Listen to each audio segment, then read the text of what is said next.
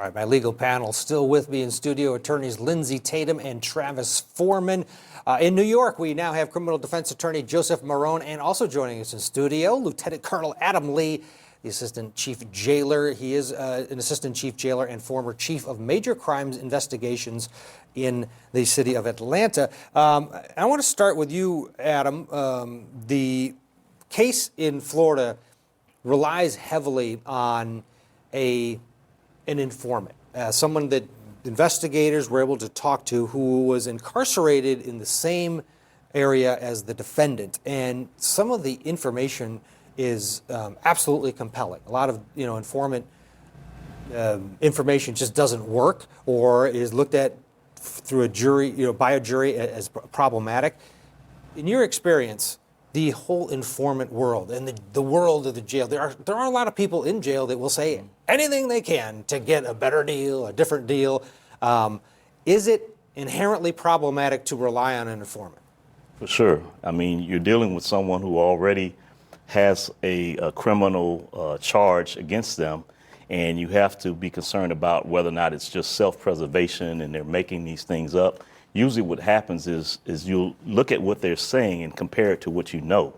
And if the two of them go together, if they're saying things that they couldn't possibly have known outside of not being a part of the crime, then that goes a long way in proving that their statements may be true and they may be credible. And we may see that in this case. This informant had information that the general public couldn't have known on some level, and also provided some information that could be backed up by physical evidence. Let's take a look at some of the things that this informant informed investigators about with his conversations with Hartung. He told them that Hartung admitted to him that he tortured his mother to get a safe combination, and that he basically removed one of her fingers or broke one of her fingers.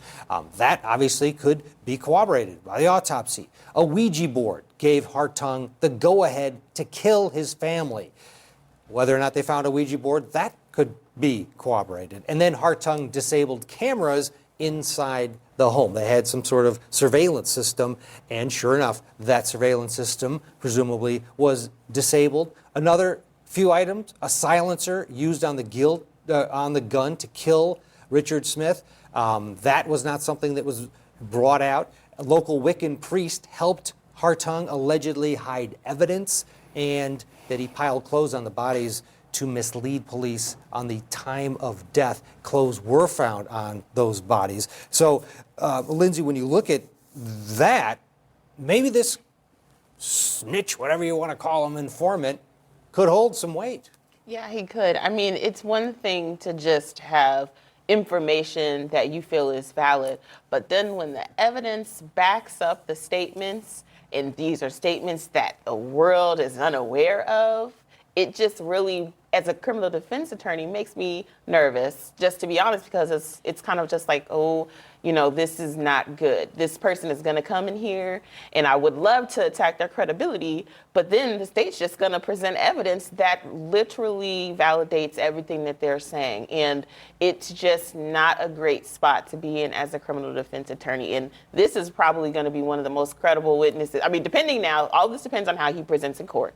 Of course, that's still, something to be said about that. But, this might be one of the better and more credible witnesses, informants that I've seen. So, Joseph Marrone, first off, welcome. But also, how do you then, as a defense attorney, attack somebody who's on the stand, probably in prison garb, but it's got a pretty compelling story?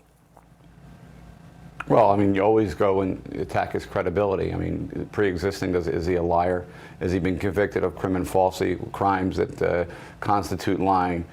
Is there any conflicting information that he has given? And then ultimately, what's his motivation? What is he getting out of it? Is he looking for a reduced sentence? If he's in there for 20, 30 years and he's been promised something of a much reduced sentence, obviously he has a motivation to lie. Things like that don't sit well with jurors, and jurors really kind of look at that and closely scrutinize that. And that may be the case here. The only problem is there's a lot of corroborating physical evidence that matches up. And there's other evidence in the case, other witnesses that are pretty detrimental from what I remember in this case. Absolutely. And Travis, that That's a real issue for the defense here. Another issue is that the defense attorney and the defendant do not get along. Both asked the judge in this case to please let them separate because they're not in sync.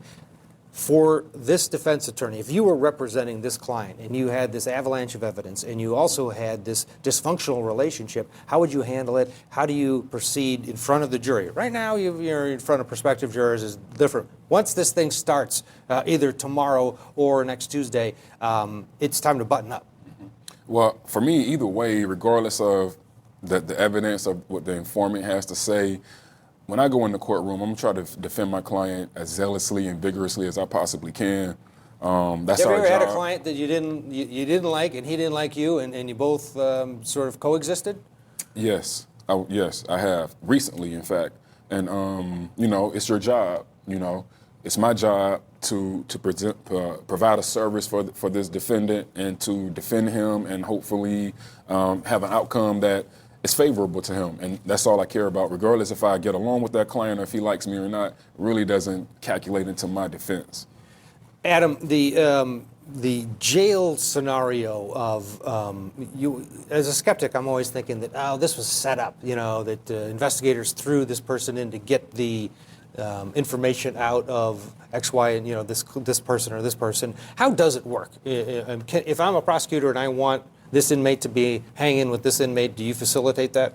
No, we would not prearrange that type of situation. Have them meet, like or have them be in the same pod? Plant an informant into the cell. No, we don't do that. And sometimes you find out information much later. I recently had a detective that formerly worked for me that is still active investigator in homicides call me in my present position to see if two inmates had ever been in the same cell together, because they were looking 2 years back. They were looking to see if these two guys were ever in the same cell, because now they're receiving information from this one inmate that this guy confessed to a murder. We were able to look back in the database, because we do keep those records, and we were able to show that those two guys were in a cell together on these particular dates. And so that sort of corroborated the evidence that they had, that they were actually together, and that he probably told him or confessed to him that he did that murder. Joseph, you're a likable guy, so I'm sure you've never gone through this, but what would you do if your client hated you and you didn't like him either, or her? Well, the problem is the number one issue is you're not going to be able to adequately defend your client, regardless if you have a working relationship or not. He has to be able to give you information and help you get along so you can defend him to the max. If you can't do that, you got to get out of the case. But when you're not on the same page and there's arguments, and obviously this it looks like a train coming off the tracks right now. He's very desperate. Everything's mounting against him, and he's now disagreeing with his own counsel. If you don't trust your own counsel, at that point, it's time to separate. And I've been in those situations, and the best thing to do is to file a motion, and hopefully the judge will let you out. I mean, the judge has to believe that there is no communication whatsoever and that you cannot fully defend this client. If he doesn't believe that, he's going to let you stay in the case, because they need somebody to represent him. And in this case, the judge had both parties asking, pleading, please, let us separate. But the judge said, no, you're not going to do this on the eve of trial. You've been together for years. You're sticking together through the next few weeks. All right, we're going to take a quick break here. Wiccan prayer rooms, prosperity spells. According to court documents, Donald Hartung lived, let's just say, less than a mainstream lifestyle. Coming up, a religion professor breaks down the Wiccan belief system and sheds some new light on this case. You're watching CourtTV Live. Stay with us.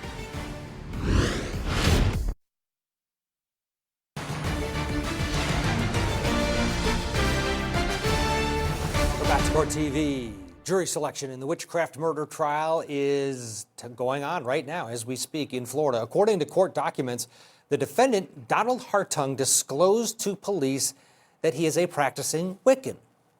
Hartung's religion will probably come into play during this trial. A questionnaire passed out to prospective jurors specifically asked if members of the jury pool are familiar with Wicca. Our Seema Iyer spoke to an expert on paganism to get a little bit better idea of this belief system. Take a listen. Contemporary paganism is kind of an umbrella term that includes a number of different traditions, and Wicca is the largest of those traditions.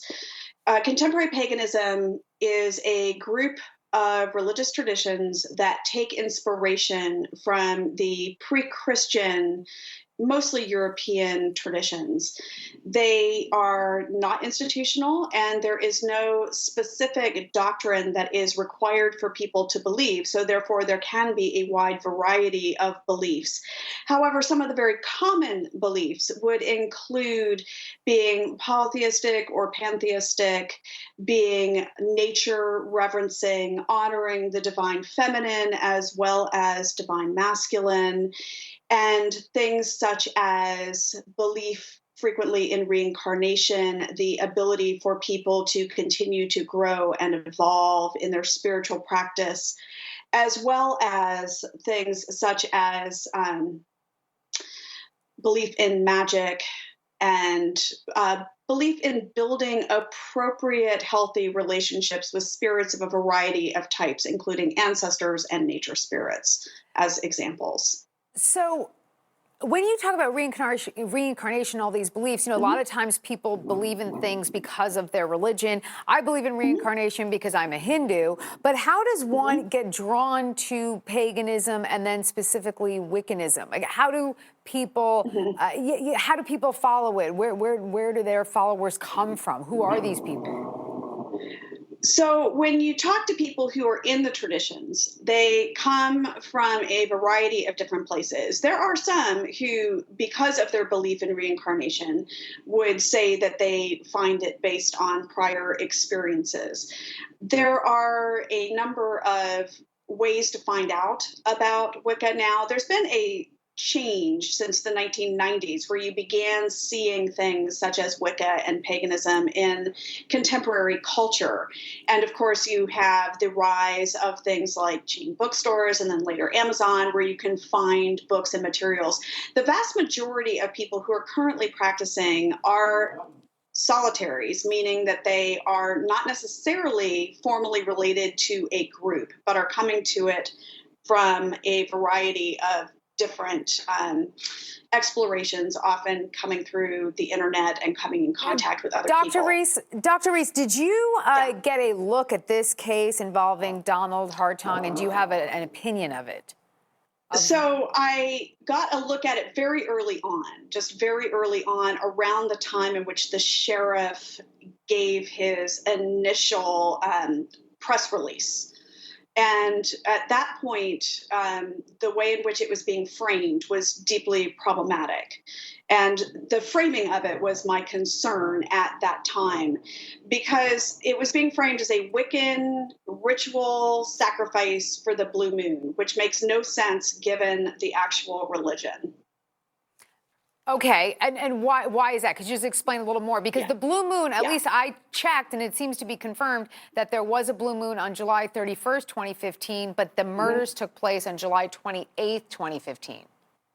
Right. So there's a few different things. Most Wiccans follow their ritual calendar follows two different types of cycles. There's the solar cycles, which have to do with what they call the wheel of the year. And these are seasonal festivals that track the changes of nature through the seasons. And then there are the lunar rituals, which are the esbats, and these tend to be at the full and the new moon. But that's based on a lunar calendar. A blue moon is when a full moon occurs twice in a solar month.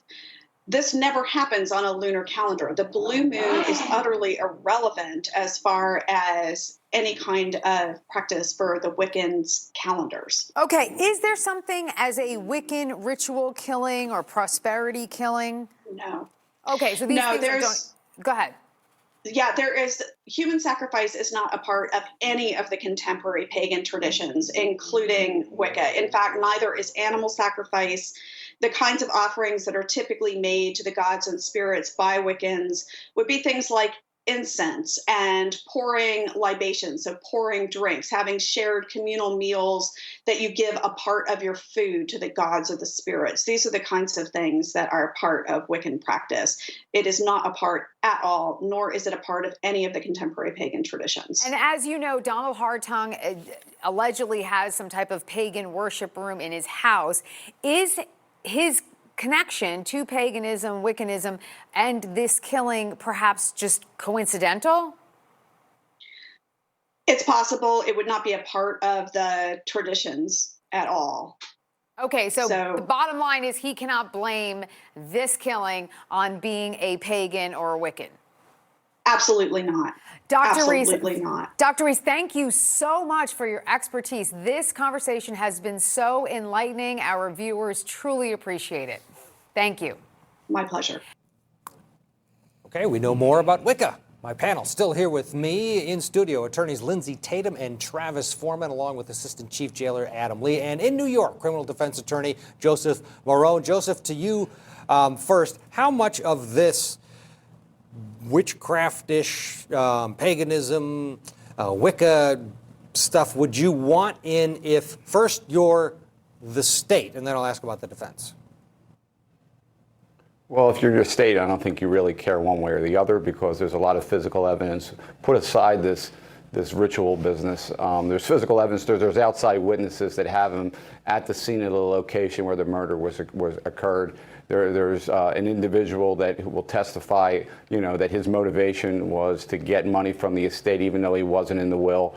There was physical evidence found in the property that were tools of the crime. There was a hammer in there. There were other weapons that match up. There was DNA on the property. So if I'm the state, I could care less. It's a red herring. So the question is, can the defense take this case and take this satanic ritual and spin it into their somehow the diminished capacity case? Can they show that this guy wasn't really acting in full capacity? This wasn't a premeditated murder? That's really the only angle the defense has. Based on what Dr. Reese says, obviously not. She says it doesn't coincide with the practices of this Wiccan type religion. I'm sure there's experts out there that'll say different because there's experts that'll go either way, provided obviously you can find them. But I don't think this whole business really matters at this point. I think it's totally irrelevant. And Lindsay, but it's in the jury questionnaire. It seems like it's going to come in on some level because prospective jurors are being asked about it. Do you agree that could it be used by the defense somehow that because he's not following the rules of Wicca? Sorry, he's not following a lot of rules, murdering his family. But can you use it to maybe bring in at least, even look forward to the penalty phase? You hate to, wave the white flag, but frankly, if he thinks a Ouija board told him to kill his parents or his mom and his brothers, then there's something wrong with the guy. Right. So, I think that there's so much strong physical evidence in this case that as a criminal defense attorney, sometimes you recognize that your best defense is really just to mitigate, everything that's going on. And so a way that the defense might be able to do that is to bring in things like the Ouija board telling him to kill his family, and also, this religion being sort of non-traditional and confusing and maybe pointing him into different directions and capacity that might question his mental state if he's doing things that don't necessarily align with the actual traditions, so that you kind of are pushing towards, the penalty phase because maybe you recognize that there's not really a lot that you can present to kind of undermine whatever the state is doing. And of course, we don't have an obligation to present any evidence as defense attorneys, but when you have so much compelling physical evidence in a case, it kind of makes you feel as though you want to do something or need to. And Travis, it is going to come in because you've got the informant this was a thread within that, and the initial investigation was based on it. So if you're going to put an initial investigator on, if you're the defense on a cross, you're going to bring it up if you want to, would you? I kind of see it both ways. I can see that I can understand Attorney Marrone's position that it's irrelevant, but I can also see how it can be valuable in a sentencing phase for the reasons Lindsay just spoke about. So for me personally, I would like to see more of a direct connection between the practices of the religion and the crime. I would like to see something, a diary entry or something where he's saying or that this religion is the reason he's going to take these actions. I just don't think the connection is strong enough, and that's why I believe it's kind of mostly irrelevant. With the informant themselves or the investigators. Adam, from a law enforcement standpoint, they go to investigate this murder, this triple murder, and early on, it is apparent to them that this is a motivating factor. This is part of the case. They serve a search warrant on the defendant's home, and they find a prayer room. They have one step over another. There's a meal served to them. It all coincides. So this is the way they go. They hold a press conference. The sheriff holds a press conference down in Pensacola, telling people that this is part of the deal. Do